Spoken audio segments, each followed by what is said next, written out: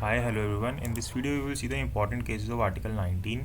ठीक है, बहुत सारे केसेस है इसके अंदर, बट हमने ट्राई किया है कि कम से कम केसेस जो कि ज़्यादा इंपॉर्टेंट है उनको कवर करें। तो आप कोई भी एग्ज़ाम दीजिए, जुडिशरी या कोई और एंट्रेंस एग्ज़ाम, सभी के लिए इंपॉर्टेंट है। और इससे पहले भी जितने हमारे इंपॉर्टेंट केसेस हैं वो हमने सबने सारे कवर किए हैं, तो उनको भी आप देख सकते हैं। उसके अलावा मैं आपको इन्फॉर्मेशन दे दूँ कि अगर आप जुडिशरी की कोचिंग करना चाहते हैं तो आप मेरे थ्रू कर सकते हैं। मेरी ऑनलाइन क्लासेस होती हैं और इसके लिए आप मुझसे इन्फॉर्मेशन व्हाट्सएप के ऊपर ले सकते हैं 7531000390 के ऊपर। मैं आपको उसके ऊपर सारी इन्फॉर्मेशन दे दूँगा कि किस तरीके से हमारी क्लासेस चलती हैं और क्या ड्यूरेशन रहती है और किस तरीके से आप अपनी प्रिपरेशन कर सकते हैं। ठीक है, तो चलिए अब हम देखते हैं केसेस कौन कौन से केसेस आते हैं। सबसे पहला केस आता है Indibility creative private limited versus state of West Bengal. ये भी 2020 का ही केस है। इसके अंदर क्या बोला, freedoms as recognised by the constitution are not entrusted by state but are inseparable from existence as human beings. तो यहाँ पे ये बोला सुप्रीम कोर्ट ने कि जो फ्रीडम है जो कि हमें आर्टिकल 19 के अंदर दी गई है, ये स्टेट हमें नहीं देती हमारी ये फ्रीडम। ये कहाँ से हमें मिलती है हमारी फ्रीडम? ये क्योंकि हम as a human being exist करते हैं, इसलिए हमारे पास ये फ्रीडम है। People have entrusted power to state under the constitution which it holds in it trust and such as such it is accountable to people in exercise of power। तो ये जो लोग हैं, लोगों ने ये पावर स्टेट को दी है, इंटरेस्ट की है, किसके थ्रू? कॉन्स्टिट्यूशन के थ्रू, ताकि एज अ एक ट्रस्ट के तौर पर कि वो उनके ऊपर भरोसा करते हैं, इसलिए पावर उनको दी है। And as such it is accountable to people in exercise of power. ठीक है, तो ये चीज़ इस केस के अंदर बोली गई। Then Alangapuram R Mohanraj versus Tamil Nadu legislative assembly AIR 2016। इसके अंदर क्या बोला, right guaranteed under article 19 are available to citizens only, कि ये सिर्फ सिटीजन्स को मिलेगा, नॉन सिटीजन्स को अवेलेबल नहीं है आर्टिकल 19 का राइट। ठीक है, फिर Bennett Coleman and company versus union of India 1973 का केस है। Supreme court held that rights of share holders with regard to article 19(1)(a were protected and manifested by the newspapers owned and controlled by the shareholders through medium of corporation। बहुत ही simple सी बात बोली है, हमें पढ़ते ही समझ आ गई, तो इसके अंदर कुछ समझाने लायक है नहीं कि मैं आपको कुछ डिटेल में समझाऊँ। Then DC and GM versus Union of India AIR 1983। The Supreme Court held that writ petition filed by the company for violation of fundamental right under Article 19 is maintainable. तो कंपनी अगर आर्टिकल 19 के violation के लिए कोई writ petition file करती है तो maintainable होगी आर्टिकल 19 के वायलेशन के लिए। तो ये चीज़ इसके अंदर बोली। Then Romesh Thappar versus state of Madras. This is very important case, 1950 का केस है। Supreme court held that freedom of speech and press lay at the foundation of all democratic organisation की। जो स्पीच एंड प्रेस की फ्रीडम है, ये जितनी भी democratic organisation है उनकी फाउंडेशन को ले करती है। Without free political discussions no public education for proper functioning of the process of government is possible. कि अगर हम फ्री पॉलिटिकल डिस्कशंस नहीं करेंगे पब्लिक एजुकेशन के अंदर, तो जो हमारा प्रॉपर फंक्शनिंग है गवर्नमेंट का वो सही से नहीं हो पाएगा। तो उसके लिए हमारी जो प्रेस है वो फ्री होनी चाहिए। ये चीज़ इस केस के अंदर बोली गई, बहुत इंपॉर्टेंट केस है, ये आपसे एग्जाम में पूछा जाता है। इसी तरीके से Indian Express newspapers versus union of India 1985 का केस है। इसके अंदर क्या बोला, Supreme court held that freedom of press means freedom from interference from authority which would have effect of interference with the content and circulation of newspapers। तो ये चीज़ Indian Express newspapers versus union of India के case में बोली। देन हमारे सामने case आया Bennett Coleman and company versus union of India 1973 का।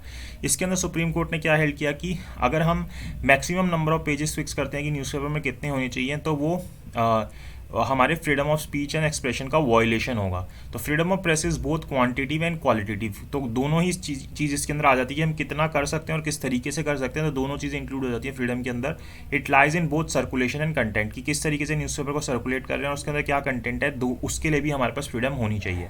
तो हम maximum number of pages fix नहीं कर सकते न्यूज़पेपर के अंदर। Express newspapers versus union of India. Supreme court held that press is not immune from laws of taxation and industrial application. तो जो न्यूज़पेपर्स हैं जो प्रेस जो है वो इम्यून नहीं है laws of taxation and industrial application से। बट न्यूज़पेपर को जनरली एग्जाम्प्ट कर दिया जाता है लॉज के अंदर ही, जैसे GST के अंदर भी एग्जाम्प्ट कर रखा है कि न्यूज़पेपर के ऊपर GST नहीं लगेगा। Then Sakal Papers Limited versus Union of India, the orders of imposing minimum price and the number of pages was held to be violative of Article 19(1)(a। very important case।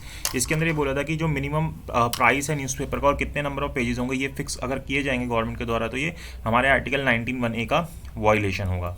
Then R Rajagopal versus state of Tamil Nadu. इसके अंदर Supreme Court ने क्या held किया, that government has no authority in law to impose a prior restraint upon publication of defamatory material against its official. ये भी बहुत important case है।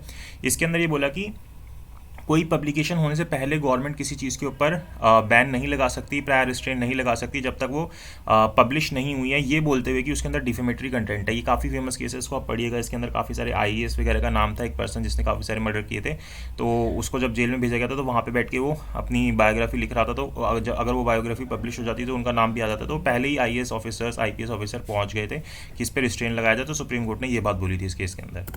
Then Devidas Ratan Chandra Tulija Paruk versus state of Maharashtra 2015 का केस है।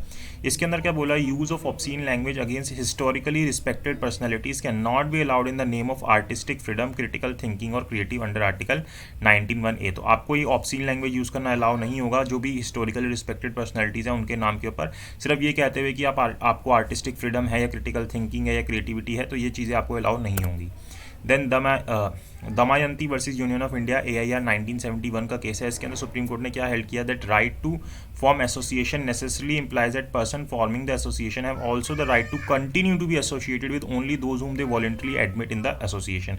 कि उनके पास ये राइट है कि वो एसोसिएशन बना सकते हैं, और उनके पास ये राइट भी है कि जिन लोगों के साथ वो एसोसिएशन में रहना चाहते हैं उन्हीं को वो अपने साथ एसोसिएशन के अंदर रख सकते हैं। Any law by which members are introduced in the voluntary association without any option of being given to the members to keep them out, और any law which takes away the membership of those who have voluntarily joined it will be law violating the right to form it the association. कि अगर इस तरीके का कोई आप law बनाते हो जो कि किसी ऐसे व्यक्ति को एसोसिएशन का मेंबर बना रहा है जो कि बाकी मेंबर्स नहीं चाहते वॉलंटरली उसके अंदर वो एंटर नहीं हो रहा, या फिर इस तरीके का कोई लॉ बना रहा है जिसके थ्रू अगर कोई व्यक्ति वॉलंटरली किसी एसोसिएशन का मेंबर बना है और वो उस एसोसिएशन से बाहर हो जाता है, तो ऐसा जो लॉ होगा वो हमारे राइट टू फॉर्म एसोसिएशन को वॉयलेट करेगा, आर्टिकल 19 का वॉयलेशन करेगा। Then Sodan Singh versus New Delhi municipal committee AIR 1989, इसके अंदर सुप्रीम कोर्ट ने क्या बोला, that hawkers have fundamental rights to carry on trade on pavements of road. की सुप्रीम कोर्ट ने हेल्ड किया जो हॉकर्स होते हैं जो रेडी बटरी के ऊपर रेडी लगाते हैं, उनके पास ये राइट होता है, उनका ये फंडामेंटल राइट है कि वो पेमेंट्स के ऊपर अपना बिजनेस कर सकते हैं, लेकिन subject to reasonable restrictions mention in article 19(6) की रीजनेबल रेस्ट्रिक्शंस जो 19(6) के अंदर दे रखी है उसको ध्यान में रखते हुए उनको अपना काम करना है। देन खोदे distilleries limited versus state of Karnataka 1995 का केस है। इसके अंदर सुप्रीम कोर्ट ने क्या हेल्ड किया, that citizen has no right to carry on trade और business in liquors as beverages.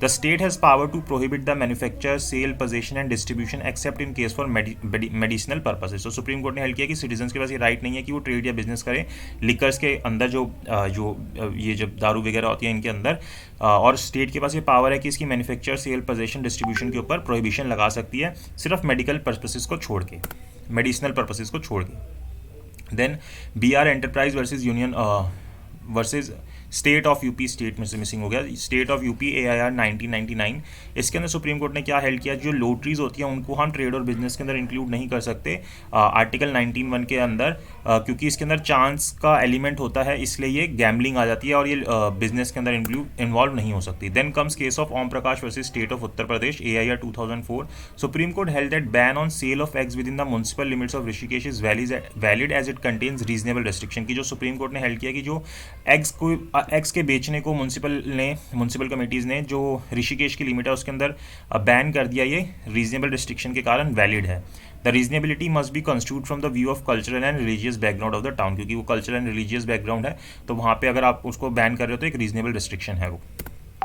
Then Godawat paan masala products private limited versus union of India AIR 2004, supreme court held that ban on paan masala and gutkha containing tobacco to under age person is not violative of article 19(1)G। तो इन लोगों को अगर आप पान मसाला या गुटखा बेचते हो तो ये आपके आर्टिकल 19(1)J को वायलेट नहीं कर रहा।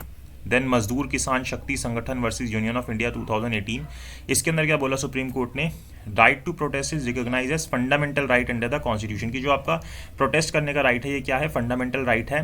This right is crucial in democracy which test on the participation of an informed citizenry in governance. तो ये एक तरीके का क्रूशियल चीज़ है डेमोक्रेसी के अंदर, जिसके कारण हमें पता चलता है कि जो हमारे सिटीजन है वो इन्फॉर्म है, वो गवर्नेंस के अंदर चाहते हैं कि गवर्नमेंट जो है सही से काम करे। Anuradha Bhasin versus union of India 2020 का केस है, the freedom of speech and expression and the freedom of practice and any profession और कैरी ऑन ट्रेड बिजनेस और occupation over the medium of internet enjoys the constitutional protection under article 19(1)A and 19(1)G। यानी कि अगर आप कोई profession या trade अपना online करना चाहते हैं तो ये भी आपका आर्टिकल 19(1) या 19(1)G से प्रोटेक्ट होता है। इसीलिए अगर कोई इंडेफिनाइट सस्पेंशन किया जाता है इंटरनेट का वो परमिसिबल नहीं होगा, या फिर जो रिपीटेड ऑर्डर्स दिए जाते हैं सेक्शन 144 CRPC के अंदर, ये एब्यूज़ ऑफ पावर को डेडिकेट होंगे या कहे जाएंगे कि अब्यूज़ ऑफ पावर की जा रही है।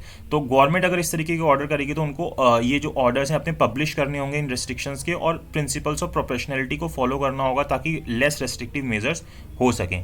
तो ये सारे केसेस हैं इसके अंदर, आर्टिकल 19 के अंदर कई और केसेस भी हैं, but these are very important cases, जिसके अंदर जो हमने न्यूज़पेपर से रिलेटेड या ये प्रेस से रिलेटेड केसेस देखे थे वो काफ़ी ज़्यादा इंपॉर्टेंट है जो आपसे एग्जाम में पूछे जाते हैं। तो आई होप आपको समझ आया, और ये बहुत ज़्यादा मेहनत करके I have made, so please like ज़रूर कीजिएगा, शेयर ज़रूर कीजिएगा और चैनल को सब्सक्राइब ज़रूर कीजिएगा। इसके अलावा अगर आप जुडिशरी की कोचिंग करना चाहते हैं तो आप मुझसे इस नंबर के ऊपर कॉन्टैक्ट कर सकते हैं। Thank you so much for watching this video.